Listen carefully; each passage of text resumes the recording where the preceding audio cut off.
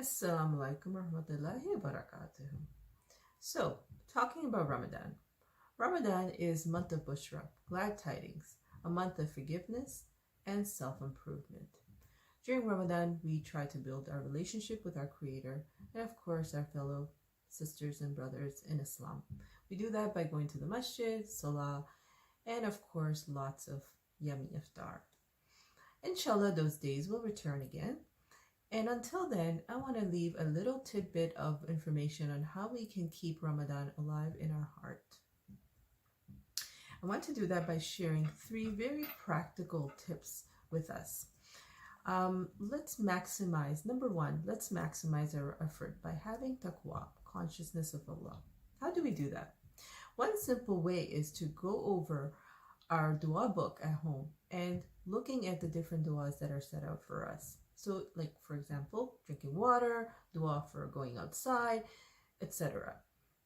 Did you know that the most amazing thing is that by reciting those duas before we take those actions, we can take those actions and turn them into ibadah. So that means that before we go to sleep, we recite the dua for sleeping, and that those 8 hours that we're sleeping, the angels are writing it down as an act of worship for us. How cool is that? It's like cruise control, right? And we can all do that.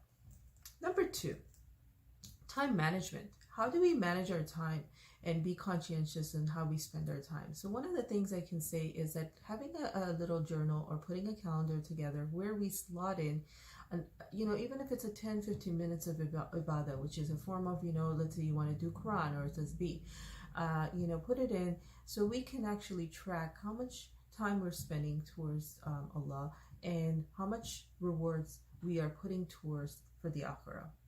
Lastly, but very important, get involved in a good cause, right? So we all gave charity this month, and can we achieve a monthly installment plan of where we give $20, $30 a month, and in a form of a charity that we feel passionate about. And for the young folks, even if you don't have money to give towards a charity, how about with your time? That is also a form of ibadah.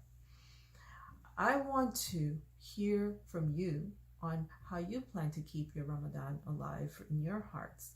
So I'll be sharing a link later on, and I really want to hear from especially the young people.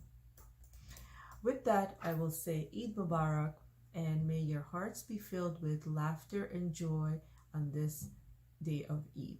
Assalamu alaikum warahmatullahi wabarakatuh.